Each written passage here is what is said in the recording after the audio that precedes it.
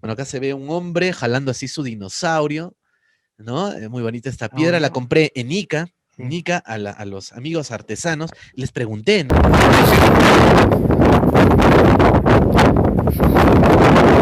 en vivo ahora. Bien. Bueno, hace un momento hemos hecho una entrevista aquí con el señor Lucio, me dijo, ¿verdad? Lucio, sí. Don Lucio, él ha trabajado con María Reich, ha sido prácticamente su alumno.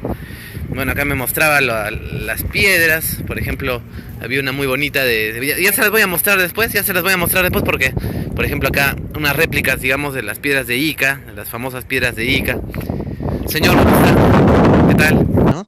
Oye, y es verdad de las piedras de Ica, ustedes, señores artesanos, que hacen tan bonitas piedras, y me dicen, mire, joven, yo les digo lo que me comentaron los mismos artesanos allí en la torre de Ica, ¿no? Mire, joven, la verdad es que mi abuelo las hizo, y mi abuelo las hacía, y el abuelo de él las hacía, y el papá de él las hacía. Nosotros somos artesanos y hemos realizado muchas de las piedras que están en los museos, y esta no era una novedad para todo el pueblo. De repente sí, para los propietarios, bueno, decir que parte de la colección de sus piedras dicas son falsas, pues los ofende mucho, ¿no? Y generas mucho, Uy, digamos, encono de parte de ellos, de que, oye, estás atacando algo que por lo que yo he gastado mucho dinero, porque claro. estas piedras en su momento costaron mucho dinero, y a veces creen que uno ataca a la persona, pero no es así, sino uno da una opinión, podría ser disidente, puede tener una opinión diferente con respecto a una idea, no a una persona, ¿no? Y es lo que pasa, me parece, en tu libro, que tú has abordado muy bien el tema en Ica, el último libro que has publicado de la mano, pues, de nuestro amigo Oscar Fábrega, en la editorial Guante Blanco, Ica, la increíble historia de un pasado que nunca existió. Y tú, José Antonio, estuviste en Perú y llegaste a recorrer estos sitios para la investigación de tu libro. ¿Cómo fue tu historia, tu acercamiento a las piedras de Ica? Y era que había un lugar donde se podían ver unas piedras que decían que se habían fabricado por parte de una civilización que había habitado en nuestro planeta hace millones de años y que había convivido con los grandes saurios, que había luchado contra ellos, y donde se veía también una serie de operaciones quirúrgicas y de aparatos mecánicos, aeronaves en forma de pájaros que de alguna manera daban a entender que esta civilización había logrado un gran avance tecnológico, pero como digo, lo que la diferenciaba de otro tipo de grandes enigmas que nos cautivaron en nuestros años mozos es que había una prueba física, una prueba de peso, en este caso cientos de piedras que estaban acopiadas, que estaban recopilados en este santuario que tenía el doctor Cabrera en la Plaza de Armas en Ica, y que podía ver cualquiera que fuera allí y atravesara el umbral de su puerta. Y claro, y esto de pronto, pues claro, uno no va. Yo he estado en el lago Ness y a mí no me ha recibido Nessie.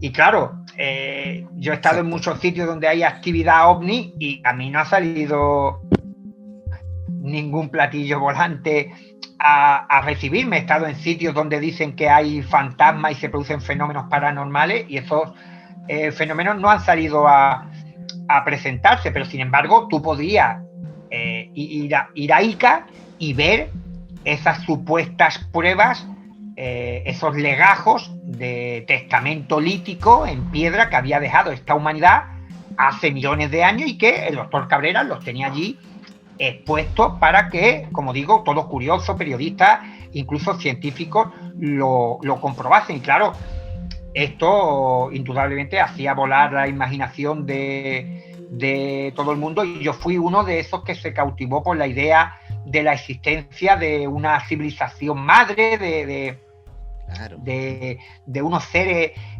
medio humanos, medio dioses que habitaron nuestro planeta hace millones de años y que dejaron piedras grabadas con motivo de zoología, biología, El astronomía, hombre del medicina.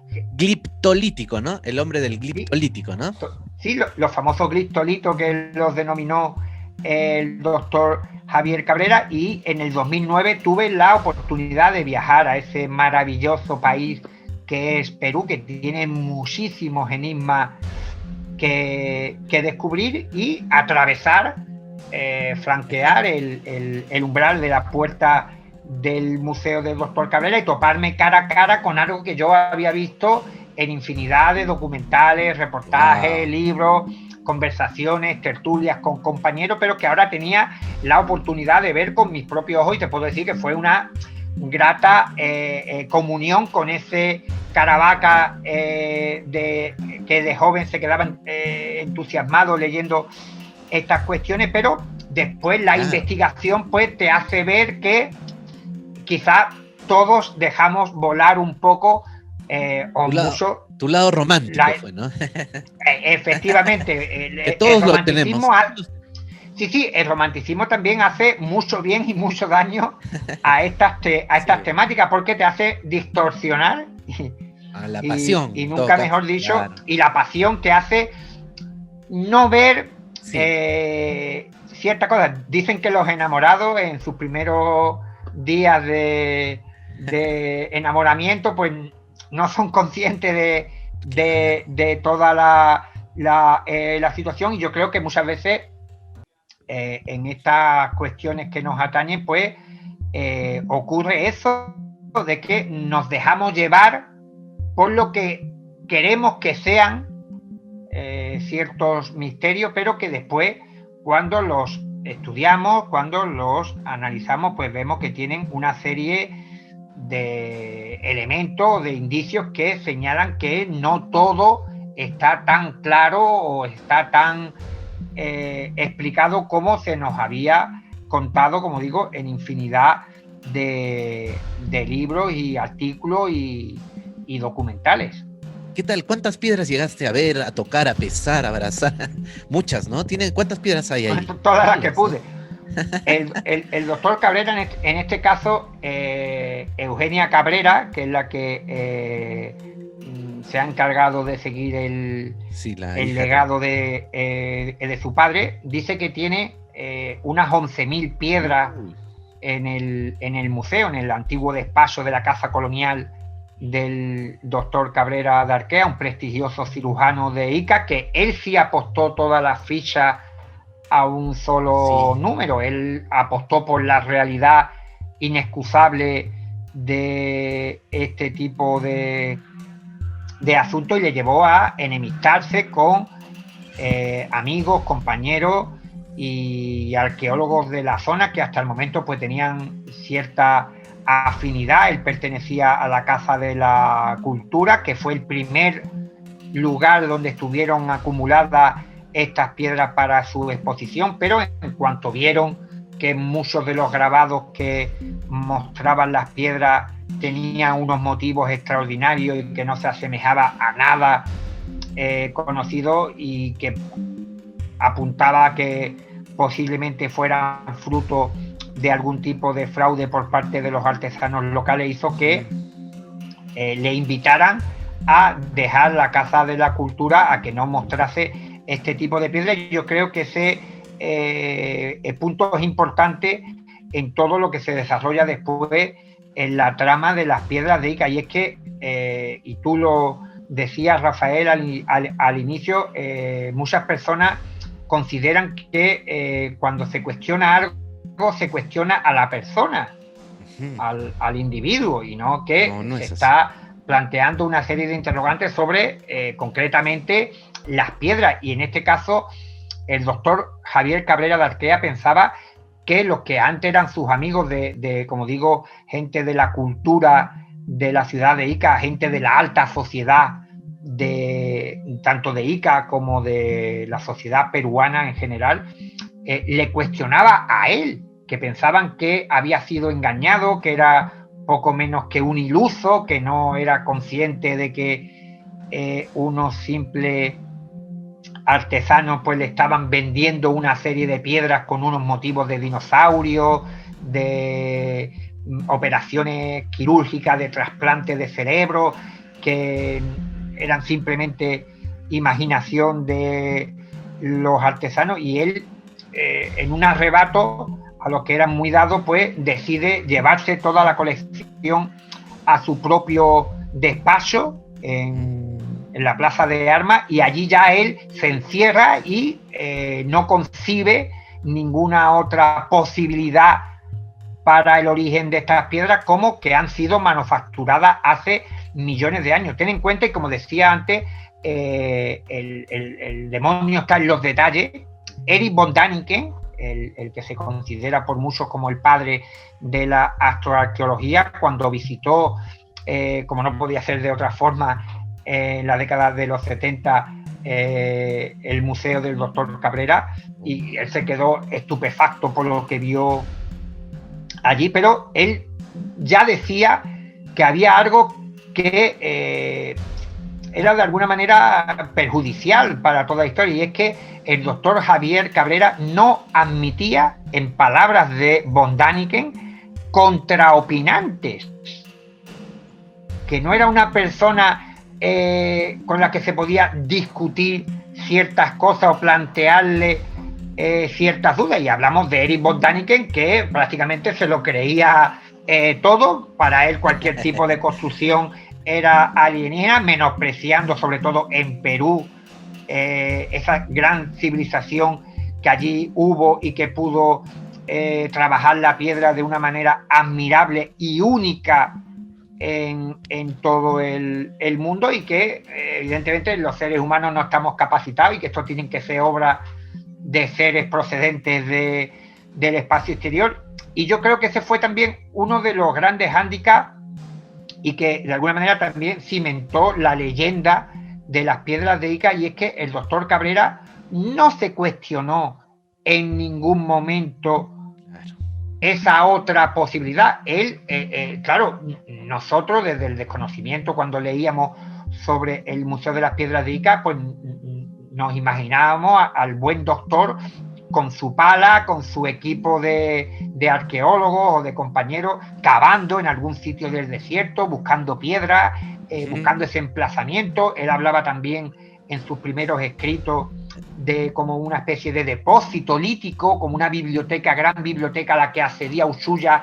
y como el que busca un determinado ejemplar o tomo o volumen de una cierta especialidad, pues cogía unas piedras con ciertos motivos y dejaba otras que había allí, pero que podía cogerlas en cualquier momento. Pues esto no era así. Javier Cabrera estaba en su museo, tocaban a la puerta, aparecía Ushuaia con piedras y él se las pagaba.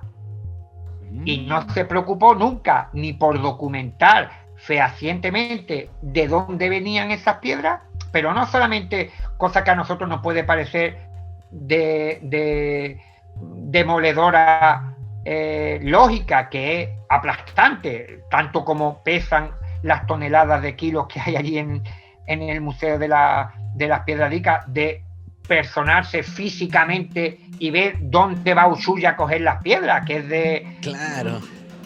Que, no, pues fíjate, ni siquiera le dio una cámara de fotos o le dio una filmadora para que registrara de alguna manera de dónde obtenía esas piedras. Y claro, con el tiempo ya se demostró que no existía ningún tipo de habitáculo, habitación, biblioteca que Ushuaia entrara y que encontrara allí las piedras. Y es más, en la zona de los Cucajes, una zona cercana a Ica, claro, donde está el desierto, tampoco es un sitio inaccesible.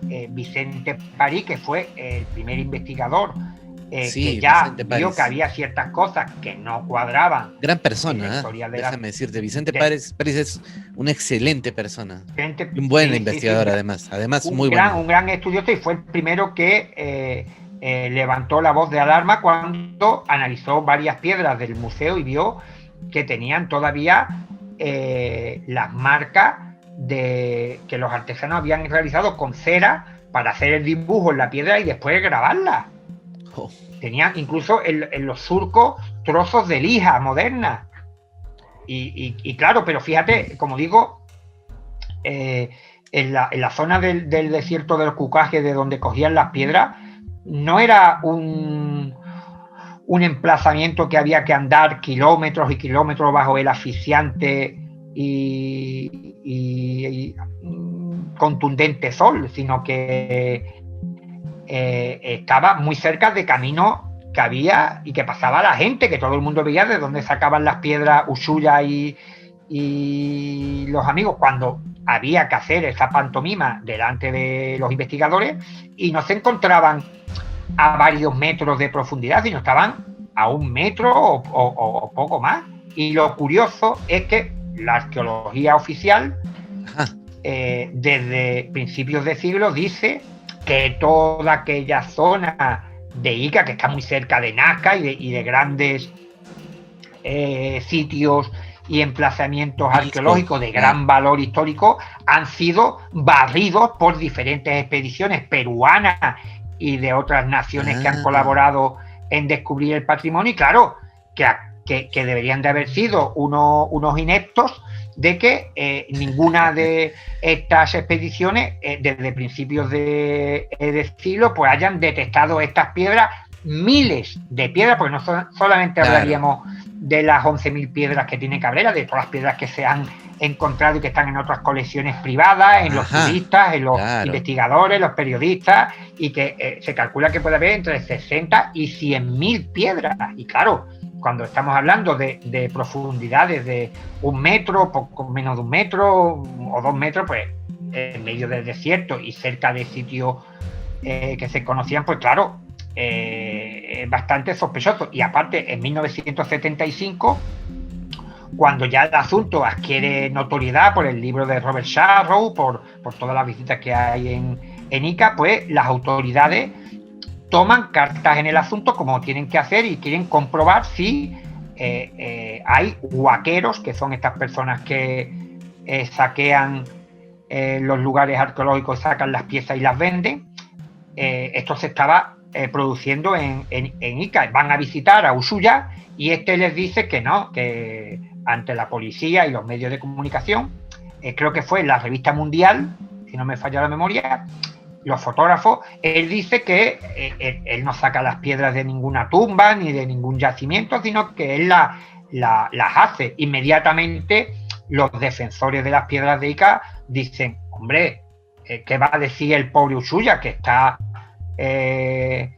guaqueando, si se puede utilizar el término, los emplazamientos? Pues el hombre, para no acabar con los huesos en la cárcel, pues tuvo que decir lo que diría cualquier alma cristiana, que él que hace las piedras. Pero claro, desde el punto de vista del investigador, lo que está claro es que ese día que acude la policía y los periodistas de Mundial, Basilio Ushuaia consigue reproducir en poquísimo tiempo una piedra con las mismas características, no parecidas o similares, sino que es capaz de hacer una piedra idéntica a las que tiene Cabrera. ¿Qué quiere decir esto? Imaginamos que dice la verdad, que Ushuaia, para escaparse de la cárcel, inventa que él las hace, pero lo que está claro es que las hace, que él es capaz de hacerlas porque delante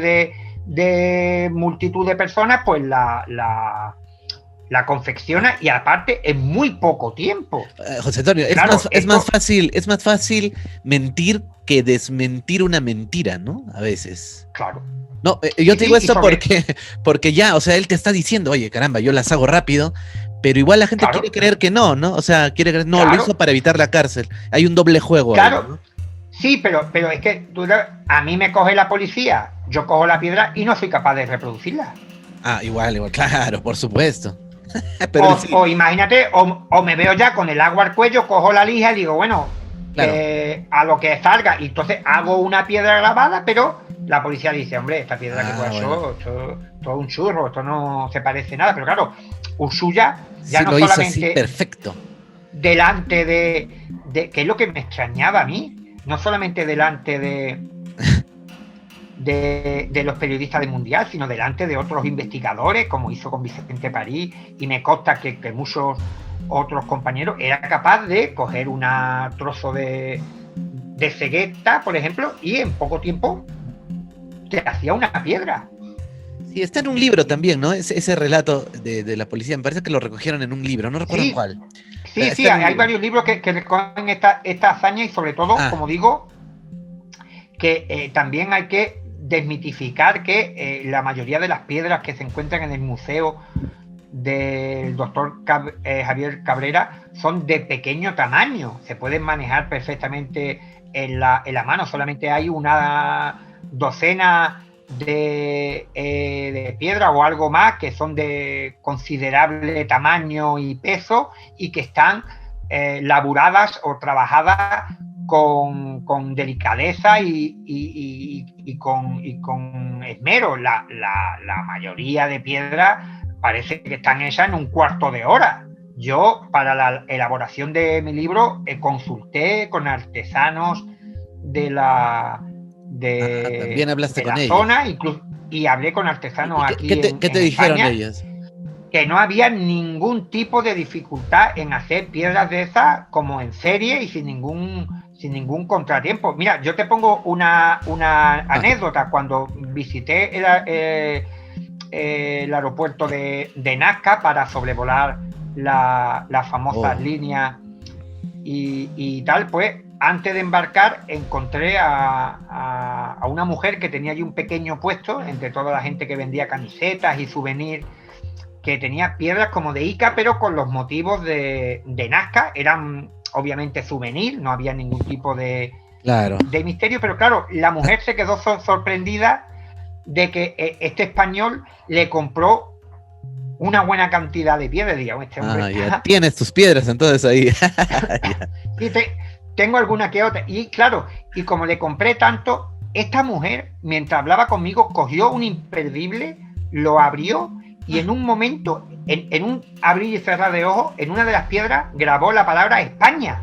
O sea, y aparte hay grandes arqueólogos como Hewitt que decía que elogiando las capacidades del pueblo peruano, decía que eran grandes artesanos y que eran capaces de reproducir fielmente cualquier tipo de orfebrería, de vasija y de telar antiguo, y que tenían una manera de trabajar con sus manos que era envidiable. Y yo creo que los huaqueros se transformaron en artesanos cuando vieron el interés que tenía el doctor Cabrera por estas piedras, que hasta que no participa, y este otro detalle, como digo, que el demonio tendría en cuenta para un juicio, y es que cuando el doctor Cabrera en el año 1966 recibe como regalo una de estas piedras para que la utilice como pisapapeles en la mesa de su despacho,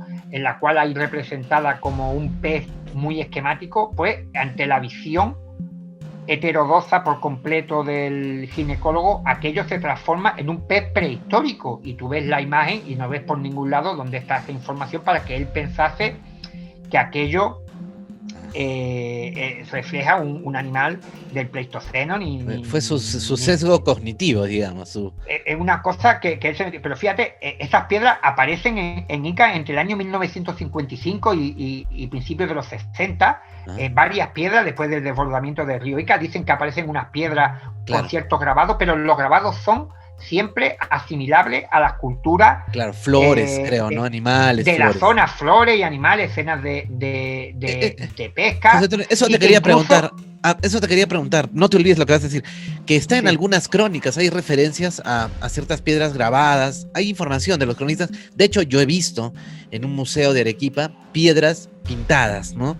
Que era una práctica como diferentes, ¿no? A las piedras grabadas, pero sí hubo algún tipo de utilización de las piedras para graficar cosas, ¿no? O sea, claro, se puede decir que por ahí todas son falsas, pero lo que me ibas a decir.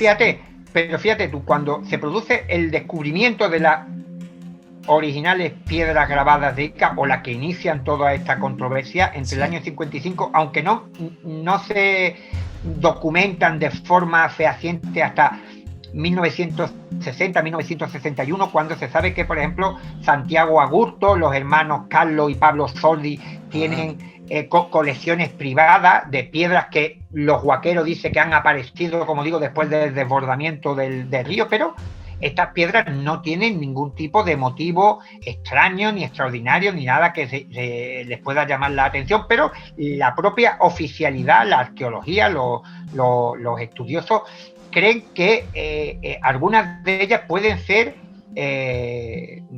fraude, que pueden ser réplicas hechas por los artesanos. Incluso la gente de los guardias de seguridad de los museos dicen que es frecuente que los artesanos locales vayan a las dependencias de los museos para ver qué es lo que se expone allí, para después hacerlo en sus obras. Y claro, a partir del año 66 es cuando y que el doctor Cabrera ve que este animal, este pez, es algo relacionado con el Jurásico y tal, cuando empiezan a aparecer piedras con dinosaurios, pero estas piedras no hay constancia de que antes de la era Cabrera, que es 1966, estén en ninguna otra colección privada. Y sobre todo, fíjate que él, siendo cirujano y médico, de todas las especialidades que decía que había en la colección esta subterránea, creada por esta civilización gliptolítica, pues existe más información que de trasplantes de medicina y todo relacionado con la época, el trabajo, claro, el trabajo de Cabrera. Y claro, se ve que de alguna manera él influía en el contenido de las piedras. Y sí, claro, hay otro detalle que todos los que nos están viendo lo van a entender. El doctor Cabrera decía que esta civilización en un determinado momento descubre que va a haber un gran cataclismo en la Tierra, la caída de un meteorito, va a ocurrir algo y que tienen que irse de aquí, que se van, porque incluso dicen que han venido desde las Pléyades, que han estado un tiempo aquí en la Tierra, y que tienen que poner pies en polvorosa, abandonar el planeta, y que para dejar testimonio de su existencia, pues deciden dejar como una suerte de testamento pétreo que va a ser imperecedero y que va a permanecer todo el tiempo que haga falta, pues una serie de piedras grabadas que humanidades futuras lo van a consultar como si fueran las páginas de un libro. Pero claro, cuando va al museo del doctor Cabrera y observa que hay decenas de piedras con los mismos motivos, dinosaurios peleando. Claro, si ellos hubieran hecho una sola piedra bien dibujada o bien grabada, donde se vieran las luchas con los dinosaurios, pues ya la humanidad futura pues entendería que tuvieron sus más y sus menos con los grandes dinosaurios, pero que hacen cientos de piedras, y curiosamente son las rocas que más demandas tenían por parte de los turistas, de los investigadores. Nadie quería comprar una flor o una llama. O un pez. La gente quería comprar o un dinosaurio o una operación quirúrgica. Claro. Y casualmente las piedras que más florecen son así como yo compré mi dinosaurio. Ahí está. Tú no vas a comprar una piedra con un sol. No. Sin embargo, en el Museo de Cabrera ves que también hay piedras que representan estrellas, y hay decenas de piedras iguales.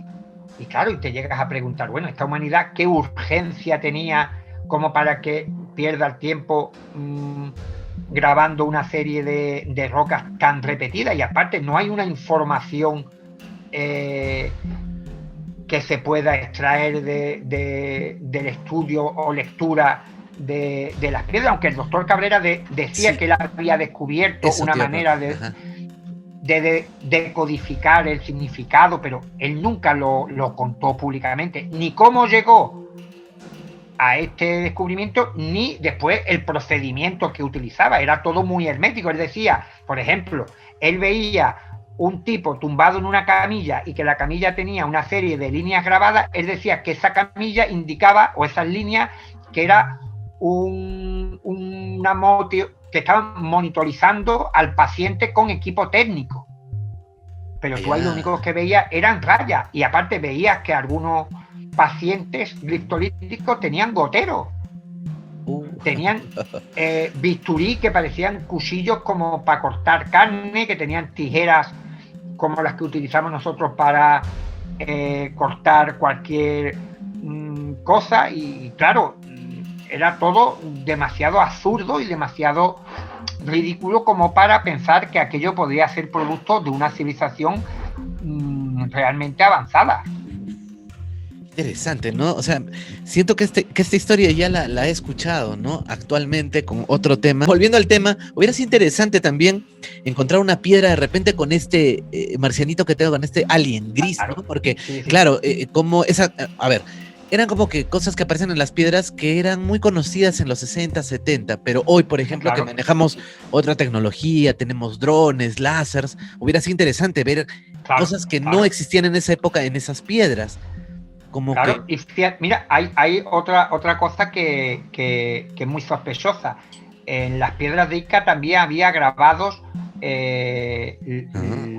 las famosas líneas o los dibujos que vemos en la planicie de Nazca, pero curiosamente nada más que aparecía la tarántula, el mono, los dibujos más conocidos por aquella fecha, pero sin embargo el astronauta, que creo que se descubre en la década de los 80, no aparece en ninguna piedra. Simplemente si Cabrera hubiera encontrado en el 60, entre todas las piedras que le pasaron del mono, de la tarántula, de tal, pues una piedra con un tipo con la mano levantada, pues hubieran dicho, bueno, ¿y esto qué es? Pues bueno, lo deja allí y punto. Pero claro, como en los 60 no era conocido este dibujo sobre la planicie, pues claro, ningún artesano lo reproduce, incluso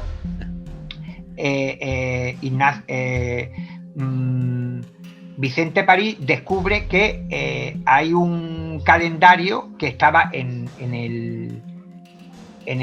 la vivienda de Ushuaia del año 75, donde se ve un guerrero mochica con rodilleras. Ya, no te creo. Y curiosamente, a partir de esta fecha es cuando aparecen algunos hombres cristolíticos en las piedras con rodilleras, pero es que hay piedras grabadas con gallos, que Ushuaia era un gran aficionado a la pelea de gallos, y claro, había una serie de elementos que estaban ahí que eran demasiado evidentes, que apuntaban en la dirección de que Cabrera había sido engañado, pero con su liturgia, con su manera de contar, de adornar todo lo referente a las piedras de Ica, había creado una atmósfera como de que aquello era un misterio irreductible. De hecho, se da la casualidad de que Cabrera afirmaba con gran rotundidad que existían una serie de libros que antes de 1966 hablaban de la existencia de las piedras de Ica, y que obviamente esto validaba todo su descubrimiento, porque había un libro dos manuscritos del siglo XVII. Uno era Relación de Antigüedades de este reino del Perú, claro, escrito por Joan de Santa Pachacuti, como digo, en 1613, donde se hablaba de las piedras de Ica, y otra serie de libros que de los años 30, de principios de los 60, y que esto era una garantía de que no había motivo para dudar de las piedras de Ica. ¿Cuál fue mi sorpresa? Que ni Cabrera, y esto me dejó completamente helado, ni Cabrera ni ninguno de los otros estudiosos, investigadores que mencionaban esto como una perfecta coartada para la hipótesis de Cabrera, no sé, que Cabrera hubiera cogido una máquina del tiempo, se hubiera trasladado a la época de la conquista y hubiera escrito en esos manuscritos, que ninguno mencionaba qué es lo que viene en esos documentos, en esos libros. ¿Y qué hice yo? Pues conseguí toda esa literatura pre-Cabrera, y pues me quedé como si tuviéramos un fallo de conexión, congelado. No había ninguna referencia a las piedras grabadas de Ica tal y como contaba el bueno de Cabrera. Él hizo una lectura de algunos pasajes, pero utilizando la imaginación, y que ni por nada tiene relación con lo que él tenía en el Museo de las Piedras de Ica, pero es que había fallos garrafales. Él decía que los dibujos de las Piedras de Ica estaban hechos como por naturalistas científicos de la época, y había estegosaurio, un animal que vivió hace 150 millones de años, y que si hay algo que se destaca en el estegosaurio es que las aletas dorsales son de forma romboidal y que se ven incluso en los cuadernos que colorean los niños, y sin embargo las Piedras de Ica eran de forma triangular. Ok, ya. O sea que no eran precisos ni en ese aspecto. Entonces, si él había trasladado como en una cápsula de tiempo desde hace millones de años hasta 1960, y encima la información que se nos transmite está mal, pues apaga y vámonos. Así es. Y claro, lo decías, ¿no? Hay dinosaurios que no convivieron en el mismo periodo entre ellos, ¿no? Y que aparecen todos conviviendo con los hombres. Entonces, bueno, hay bastantes cosas extrañas ahí, pero bueno, hay otras personas que tienen colecciones en otros sitios. Yo fui y conocí a uno, le mando un saludo, y que no se sientan en todo caso. Bueno, él me decía, por ejemplo, conocí un coleccionista privado, me dijo que las del doctor Cabrera eran falsas, pero que las de él eran verdaderas, ¿no? Entonces siempre hay, me parece, ¿no? Que hay coleccionistas que insisten de que tienen ellos la verdadera colección y hay otras falsas. Entonces, esta polémica también está instalada, y que no se sienta, ¿no? Que estamos atacando a la persona, sino simplemente explorando esta posibilidad, bueno, que ya, ¿no? Tú has investigado, otros investigadores también, sobre que es muy probable, ¿no? Que esto haya sido producto, pues, de artesanía moderna. Pero, bueno, de todas formas, por ejemplo, yo he ido a algunos museos y he encontrado piedras pintadas, ¿no? Las lajas pintadas de Pampacolca, de las que hacen referencia, sí, en algunas crónicas, exactamente, pero son pintadas, no son las talladas, y también se habla un poco de los diseños, y coincide con lo que está en los museos y han sido encontradas ya en el siglo XIX también, ¿no? Entonces, bueno, habrá que hacer esa diferencia. Hay muchos misterios todavía. También, perdona, quiero hacer un inciso. Hay una cosa. Primero, los historiadores dicen, y los arqueólogos, que ninguna de las piedras que se encuentran entre las cuatro paredes del Museo del Doctor Cabrera han sido obtenidas de un yacimiento, porque no hay una cadena de custodia que confirme que esto ha sido así. No hay ningún tipo de documentación, pero sí que es cierto que, por ejemplo, Alejandro Pecia de Acereto, un estudioso y arqueólogo de la zona del Perú y de Ica, encontró en varias tumbas de Nazca y Paraca piedras grabadas antiguas de Perú, este tipo de obras, pero su motivo no tiene nada que ver con lo que aparece en el museo. Hay piedras que, como tú decías, se ven como flores, como una llama, sí, y estos han sido encontradas, como digo, en un acompañando, centro funerario, claro, acompañando momias, y son piedras de muy pequeño tamaño. O sea, sí, que son, es cierto son que pequeñas, hay piedras grabadas, y no dudo que haya colecciones privadas y que dentro del Museo del Doctor Cabrera haya algunas de estas piedras legítimas y auténticas de la zona de Ica. Pero hay que señalar que si hacemos caso a la documentación, entre el año 61 y el 66, cuando ya se hablaba de piedras grabadas que habían aparecido en determinados lugares, tanto las que había encontrado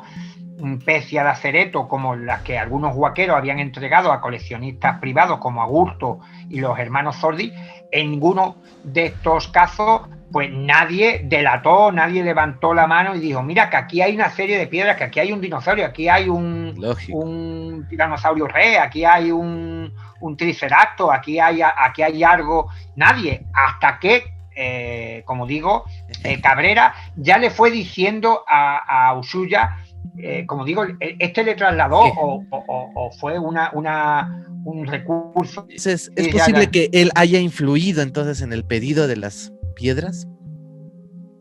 Sí, es muy interesante esto que comentas, porque hubo dos que acuden a Ica, a Perú, Carmen Olaza y Félix Arenas, con la intención de intentar poder datar la antigüedad de las piedras de Ica, que como todos sabemos no se le puede aplicar el carbono 14 y siempre hay esa discusión y debate sobre para averiguar cuándo fueron realizadas. Y cuando hablaron con Basilio Usulla, le dijeron que a ver si era posible que cuando acudieran al desierto al día siguiente, una piedra liada en un manto, porque sabían que le podían aplicar el carbono 14 al textil. Y casualidades de la vida, debido con multitud de estudiosos, curiosos y turistas a la zona, Basilio Usulla desentierra una piedra liada en un manto, porque comercial con sus clientes, y ellos le demandan. Cabrera les pedía dinosaurio, Usulla daba dinosaurio. Los investigadores españoles le pidieron un manto y Usulla le dio un manto que fue lo único auténtico que creo que ha desenterrado Usulla en el desierto de los Cucajes. Ya como para finalizar, justamente hace poco, un poco tiempo atrás, están reportando avistamientos, no sé cómo decirlo, avistamientos no de Bigfoot, no de Ness, sino de pterodáctilos en Perú, en Brasil, en Perú, en la Amazonía, y también han visto pterodáctilos en Bolivia. Y hace poco en Argentina también están reportando que están viendo dinosaurios. Y yo lo estoy relacionando un poco con esto de, podría ser lo de la distorsión también. Y no sé si nos podrías comentar esto, si es posible que los avistamientos del Bigfoot, a que son tan famosos allá en Estados Unidos, bueno, aquí se estén transformando en avistamientos de dinosaurios.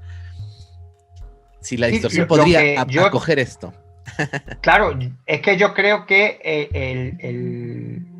el fenómeno ovni, el fenómeno de las apariciones anómalas, la visión de extrañas entidades, está de alguna manera supeditada a la presencia de los testigos.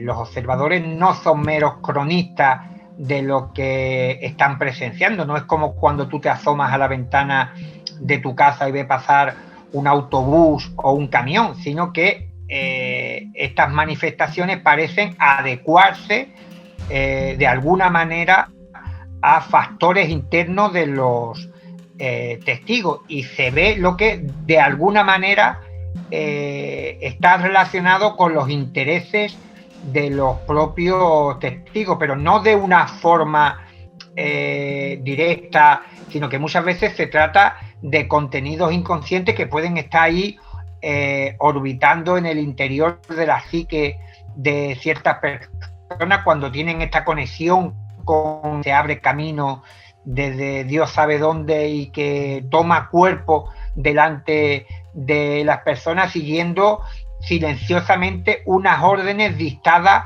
por nuestro propio inconsciente y adecuándose, digamos, en una escenografía que se ajusta a determinadas informaciones que poseen los testigos. Porque, fíjate, y es un dato a tener en cuenta, el Bigfoot, el famoso pie grande, que según la criptozoología oficial se trata de una especie de eslabón perdido que popula por ahí por los bosques de Norteamérica y Canadá y otras regiones del planeta, pues las descripciones de los testigos nos detallan que tanto la altura, la morfología, el pelaje, la constitución de la cabeza, el rostro, las manos, varía de un espécimen a otro. Y aquí es donde deberíamos de encontrar menos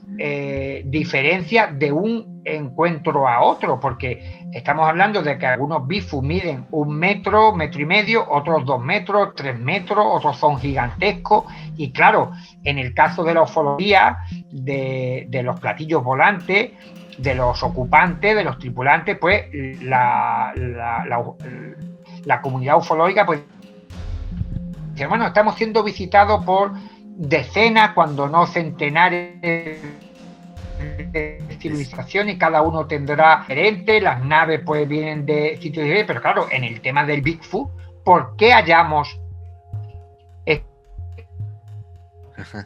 este tipo de diferencias cuando de color blanco, grisáceo, pelirrojo, que también tienen facultades paranormales, aparecen, desaparecen, practican la telepatía con algunos testigos? Y claro, vemos que de alguna manera son manifestaciones permeables a la presencia de los testigos y que adecúan su forma y su apariencia en función de determinados patrones o factores socioculturales asociados tanto al entorno como al propio perceptor, al sujeto que experimenta este tipo de incidentes, porque incluso las apariciones marianas, donde supuestamente estamos ante de Jesús, con todo mi respeto para evidentemente los creyentes, que no deberíamos de tener mucha diferencia entre los diferentes relatos de los videntes, pero sin embargo tiene determinadas alturas, las túnicas cambian de color, vienen con corona, sin corona, con diferentes objetos en la mano, y claro, todo rebunda en la idea de que este tipo de manifestaciones interaccionan con los testigos, como si fabricasen una carcasa, una determinada estética en función de estos contactos que se producen con las personas. Y hay que decir que el ATIP de Elizondo, que investigó ovnis para el Pentágono, que abríamos el programa con ellos, también anotó de que algunos fenómenos no identificados parecían interaccionar con la mente de las personas y que tenía una baja observabilidad, como que de alguna manera no era muy fiable la percepción humana para dar una idea de lo que estaba presenciando, que había una suerte de distorsión y que era muy probable de que estos fenómenos estuvieran interfiriendo en la mente de los eventuales observadores para que no tuvieran una imagen diáfana o clara de lo que estaban presenciando. Y esto a mí me pareció bastante sugerente encontrarlo en una investigación que se llevó a cabo por parte del Pentágono de los Estados Unidos. Y de hecho, una de las famosas 5 observables que señala Lu Elizondo en sus informes es precisamente la baja observabilidad o la extraña o dificultad extrema que tiene este tipo de fenómenos para ser presenciados como otro tipo de cuestiones. Sí, muy buena esa escala que están, incluso están saliendo más puntos, cada vez salen más. Y bueno, yo te decía esto de los dinosaurios porque incluso yo pienso que hasta el lugar puede influenciar, porque curiosamente claro, sí, donde están viendo los dinosaurios son los yacimientos de huellas más grandes del planeta, o sea, donde se han acumulado más huellas de dinosaurios en Bolivia. Cerca de esa zona han visto pterodáctilos, y en Argentina también. Recordemos que, claro, hay más dinosaurios donde uno investiga más, pero curiosamente es donde más se ha investigado, Argentina.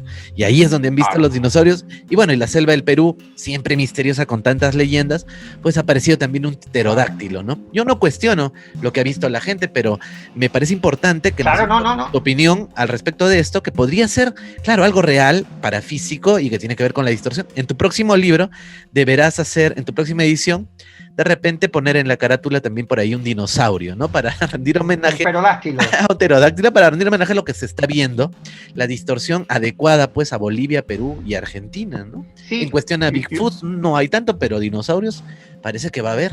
sí, y fíjate, yo estoy convencido de que los observadores construyen parte de este tipo de vivencias anómalas con su conocimiento, con su información inconsciente, porque hay una cosa que se da y es uno de los detalles más importantes que encontramos incrustados en la casuística ufológica, que hay una serie, y tú lo conoces a la perfección, Rafael, que hay una serie de detalles en eventos ufológicos que no se vuelven a repetir en ninguna otra parte del mundo.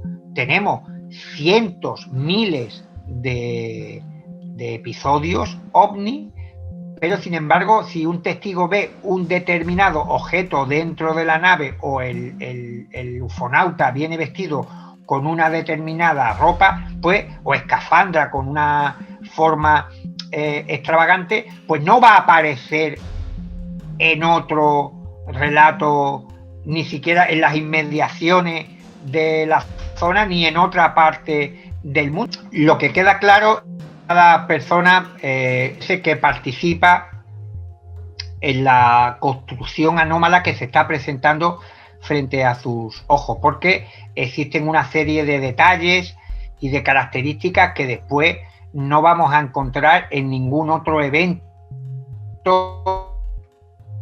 Eso quería dejar claro un poco, que de repente es el entorno también, ¿no? Como el entorno influye, sí, claro, también.